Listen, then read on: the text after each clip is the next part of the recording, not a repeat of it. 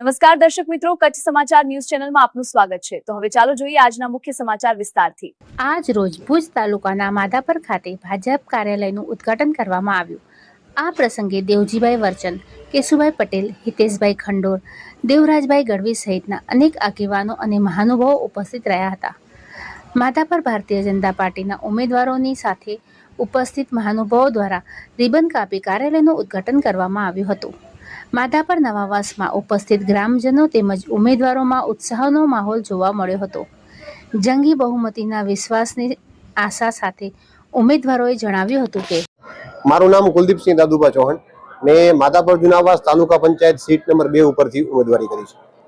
આજે તારીખ 17 માધાપર જિલ્લા પંચાયતનું મધ્યસ્થ કાર્યાલયનું આજે ઉદ્ઘાટન છે। તો તેમાં બહોળી સંખ્યામાં તમામ આગેવાનો અને ભારતીય જનતા પાર્ટીના કાર્યકરો હાજર રહ્યા છે। ભારતીય જનતા પાર્ટીનો માધાપર ગઢ જ રહ્યો છે।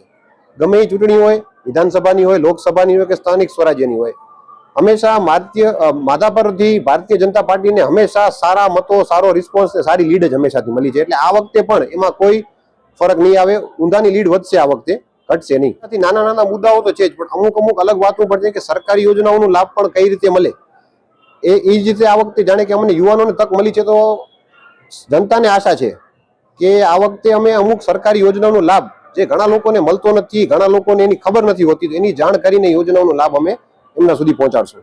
અમારું લક્ષ્ય કયો કે ભારતીય જનતા પાર્ટીનું લક્ષ્ય કયો, એનું લક્ષ્ય હંમેશા એક જ હોય છે કે વિકાસશીલ કાર્યો કરતા રહેવું। એ જ અમારું લક્ષ્ય છે। પાર્ટીના આગેવાનોના માર્ગદર્શનથી અમે કામ કરતા રહેશું ને જનહિત ને જનસેવાના કાર્યો અમે કરતા રહેશું।